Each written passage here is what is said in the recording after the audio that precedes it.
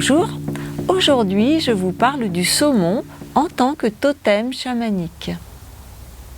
Saumon, du 22 juillet au 21 août, c'est la période du mûrissement et c'est saumon qui arrive sur la roue des 12 totems de la roue de médecine et qui correspond au signe du lion. Ce totem appartient au clan du feu, sa polarité est yang. Son totem végétal, le framboisier. Son totem minéral, la cornaline. Saumon représente le courage, l'enthousiasme, la générosité, une exigeante force de caractère. Il en faut de la force et de l'opiniâtreté pour remonter à contre-courant les eaux les plus vives. Saumon relève ce défi pour la survie de son espèce ou pour le don de sa vie, car c'est un voyage périlleux duquel il ne survit pas toujours. Dans ce cas, il enrichit les rivières d'oligo-éléments d'origine marine, favorisant ainsi la biodiversité. Il incarne le rajeunissement en quelque sorte, puisqu'il remonte à la source pour perpétuer la vie. Il est le symbole de la fertilité, de la prospérité et de l'abondance. D'ailleurs, ce totem arrive en plein milieu de l'été, là où il fait le plus chaud, où le soleil brille de tous ses feux et où la vie explose de toutes parts. Les personnes qui ont ce totem sont comme le soleil, elles ont une grande énergie, elles sont lumineuses, parfois fières. Ce sont souvent des forces de la nature et leur détermination est sans limite.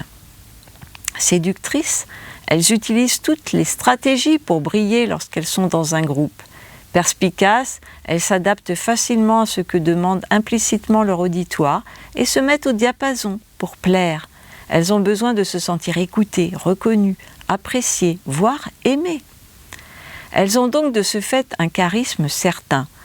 L'humour dont elles sont généralement pourvues fait partie de leur attirail de séduction et cache parfois un certain manque de confiance en elles.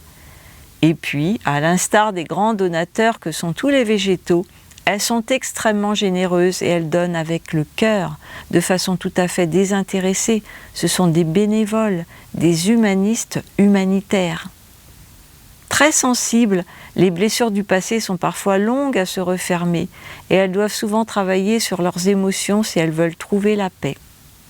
Le stress peut parfois les figer sur place, mais elles savent rebondir après s'être ressourcées en ayant pris un temps de recul et de réflexion. Leur source sacrée, c'est leur fort intérieur, et l'esprit du lieu est peu enclin au doute. Là, elles puisent leur courage et la résolution à aller toujours de l'avant, coûte que coûte. Ce sont des personnes extrêmement sensibles à leur environnement qui peuvent facilement se laisser déstabiliser par leur très grande émotivité. Leur sagesse, c'est de mettre leur force au service de leur sensibilité et alors, elles peuvent changer le monde. Merci, au revoir, à bientôt.